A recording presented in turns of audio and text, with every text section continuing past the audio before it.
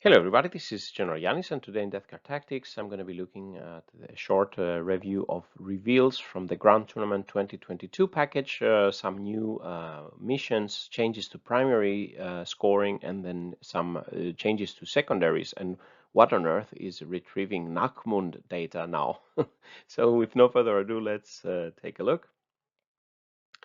So today, the 5th of December, Death Card Battle Force, the only battle force that was basically delayed of all the 6 battle forces, and I was quite looking forward maybe to order one just to get the Mephitic Blight Holders and Death Shroud and maybe a few more Plague Marines, but that was it. We have to be patient as Death Card.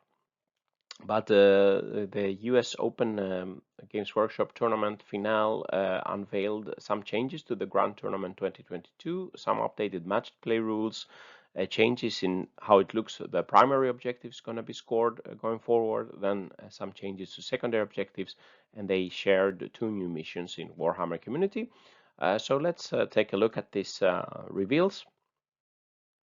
So one thing that seemed like a major change is how the primary objective will be scored. It looks like the missions will have 2 primary objectives, at least the 2 they revealed. All of them were split into 2 primary objectives. So the one is the take and hold.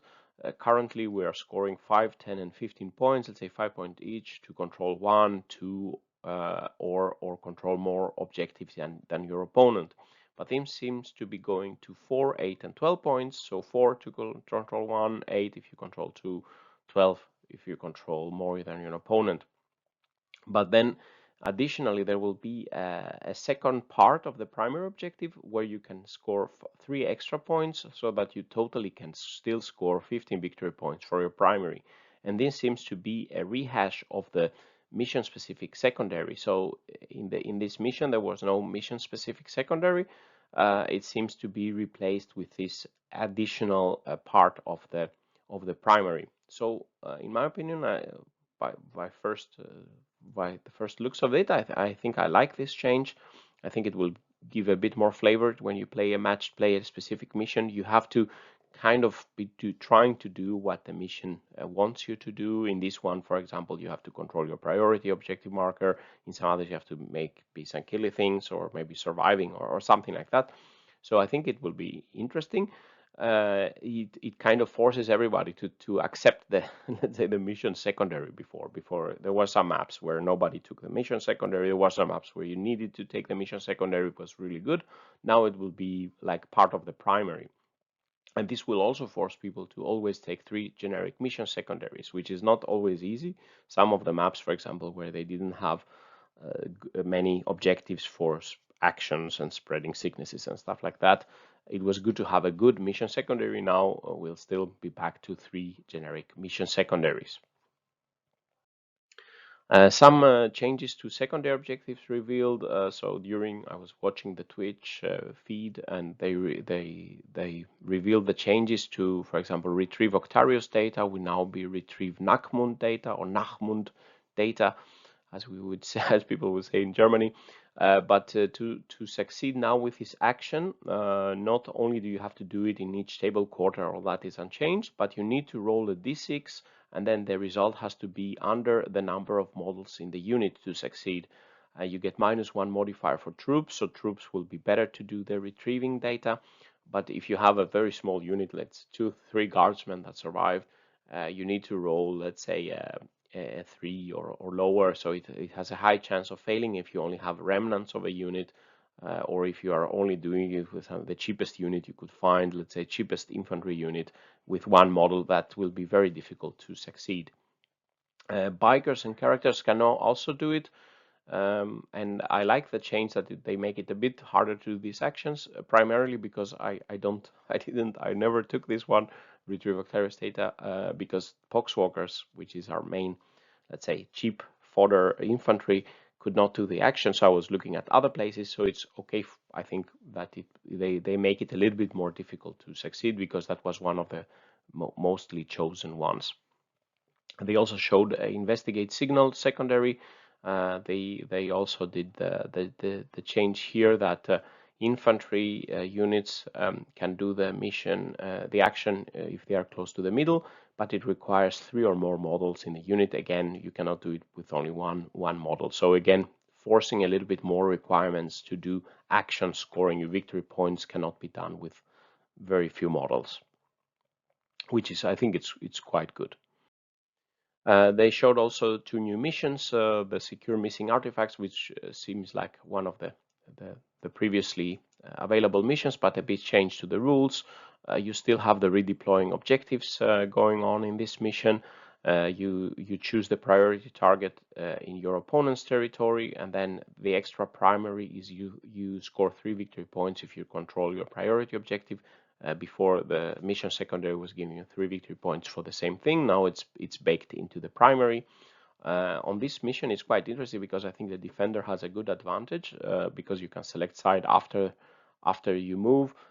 In a scenario where first the attacker can move one of the objectives horizontally 6 inches, up to 6 inches, basically going forward or backward.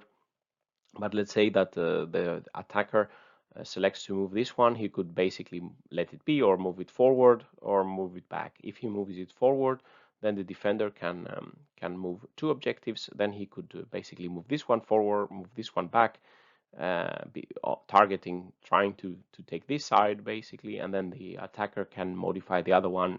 Since the defender probably will take this side, he can move this forward. But basically now you have this that in the defender's position you have one easily protectable, maybe one exposed, but here you have maybe 2 quite exposed on the attacker side. On the other side, on the other hand, if the attacker tries, for example, to move this objective back to make it easily defensible, the defender can then move this back, this forward, and then he can take this side, so he has 2 easily defendable.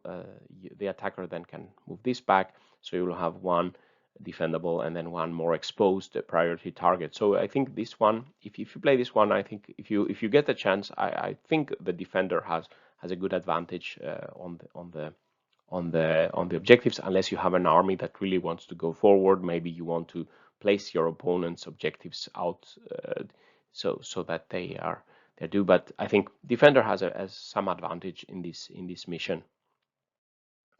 Finally, the other new mission was recover the relics, one of these with 6 objectives. One mission rule now here is that you need to get the CP at the start of your turn, you need to control your home objective. If you lose it, then you are not getting the CP, so that forces you more. But normally you would always try to keep your home objective, I would assume, but now it makes it more imperative to do so. In this one, the second primary, let's say, is you get 1 VP additional per unit destroyed for a maximum of 3 victory points per turn. I think that's quite nice because, yeah, most of the times you're trying to destroy some enemy units anyway, so it's something that would not go out of your way to be doing, but it would be something that comes naturally to the game. So in this mission. So summary and final thoughts. I think I like these changes so far. What I've seen, a bit more flavor and mission specific play, splitting up the primary victory points, no more mission specific secondaries, but some of them were really good, some of them were really bad. Now we will have to consider them. Now we have to think about them because they will be transmogriffed to primary basically. A bit more from the 2 secondary I could see in Twitch. The changes seems to that they are adding some more requirements for action specific secondaries on something that was easy to score. So you would require some bigger units, a bit more careful planning, and you can't just do it with the cheapest available models to say. So really looking forward to the Grand Tournament 2022, where we can see all the changes, and happy to be watching the US Open 21, the finale on Twitch, and I would really like to be part of that someday, just to play a game. Maybe I have to go to the US and play some Grand Tournament there. That would be really fun. So this concludes the video. What do you think about the changes? Please leave some comments below. Like and subscribe the channel.